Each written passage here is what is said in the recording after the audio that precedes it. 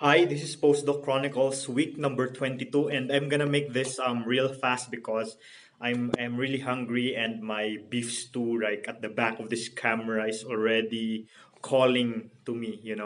So basically I talked to Deepak last week. So basically this week my supervisors both Jong and Deepak are not here. They're in CERN probably for the last time for the this year 2018. And so basically I asked Deepak something about which should we prioritize. So should we like introduce a lot of cuts, thereby improving the peak of the signal versus the background, or should we prioritize the efficiency of the event? Okay, because every time you introduce a cut, you are singling out, or you are basically discarding some of the other events that do not meet a certain criteria. Okay, and so Deepak told me that there's really there's like no clear cut what do you call this way to say that okay, this is already what we want, let's stop introducing cuts. But in my case, since we have a very low efficiency, he told me to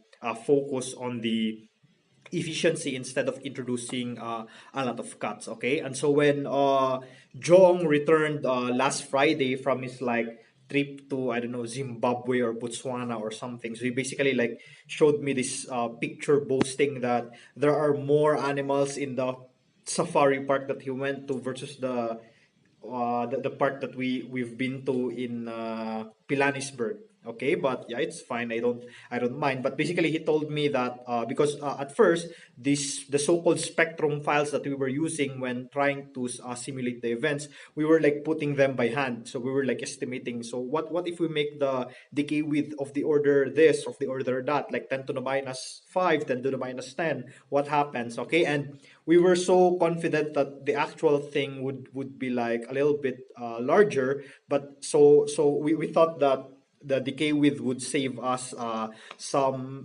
efficiency, because we thought that the actual one was bigger. But then when we look at like the literature, guys who like solve for the decay with gamma of the processes that we were looking at, like the squark pair production, or squark anti-squark pair production, it was like somewhere of the order 10 to the minus 13. Okay, and so there was no way to improve the efficiency out of varying the decay width, because it was like calculated beforehand, assuming some certain parameters. So what we're gonna do is we will now try to look at the mass, what do you call this, bound of the squarks and the gluinos that we were using, and what is the smallest mass that we can have. Okay, because the smaller that you make this, you assume their masses, the bigger the efficiency that is given by the events when you do the rivet analysis. Okay,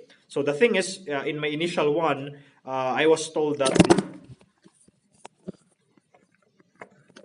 sorry about the wait, my camera just fell from the camera holder. Okay, but anyway, it fell down. But anyway, so the what do you call this, the so I was saying the bound, the efficiency, if you analyze it in rivet, they improve when you make the masses of the allowable gluinos and squarks smaller. Okay, but since we already have like some LHC test in CERN, they already have like a bound of the allowable SUSY particles, what their mass could be. So they couldn't be any smaller. Otherwise, we would have like seen them by now. Okay, so what Checkmate does is it analyzed these different parameters from like Delphis and MadGraph and all the other simulators that are related in analyzing events and in simulating the detectors and so on.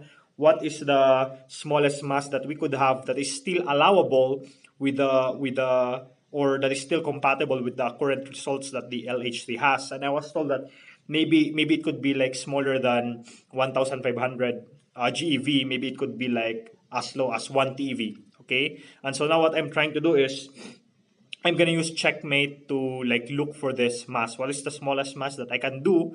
And then I put that in my rivet analysis and see what its effect will have on the efficiency. Okay, so basically that's what I'm doing now in my research. And right now I'm also currently reading Dune by Frank Herbert. And the reason is that, so I'm already in arc 24, or is it 25? I believe it's 24 of a worm, which is crushed. Okay, and these guys that are doing the podcast, the analysis of that serial in YouTube, they also have like a monthly book club reading, and most of the books they tackle, they notice, are sci-fi. Okay, and I really love the way they analyze the work of Wild Bow in their per episode that I do. Every time I finish an arc, I watch their episode. They really do some very good analysis of the work. And so this month, for the month of October, on October 26th, they will have a live YouTube discussion, and the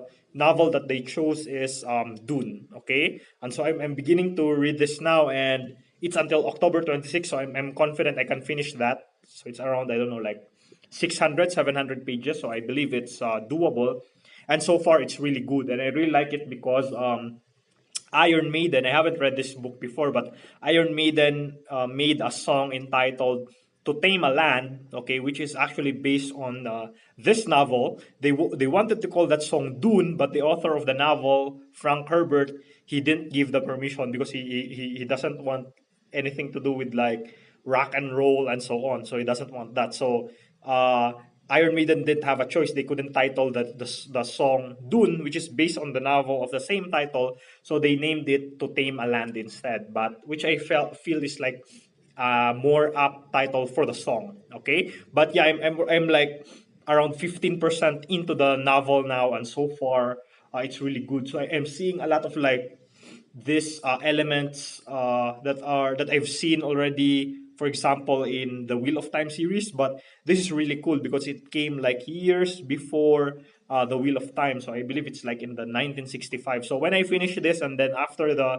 book discussion in that YouTube channel, by the way, they're called the Doof Media, maybe I'm gonna review this textbook as well. Okay, but anyway, yeah, that's all I have in this Postdoc Chronicles, because yeah, I'm really getting hungry. I've been checkmate is giving me a lot of headaches. I'm still trying to figure out how to link it with all the dependencies. So it runs fine in the Linux machine that I'm using in my office, but I also want to have it in my Mac. And the Mac OS is really having me giving me a hard time. Okay, but anyway, yeah, that's it for Postdoc Chronicles week number 22, and I'll see you for Postdoc Chronicles week number 23. And maybe in between, before the Postdoc Chronicles week number 23, maybe I'll have another video on solving and stuff if I can think of something else, and if I don't get too engrossed with the Dune novel. Okay, see you next time, and bye bye.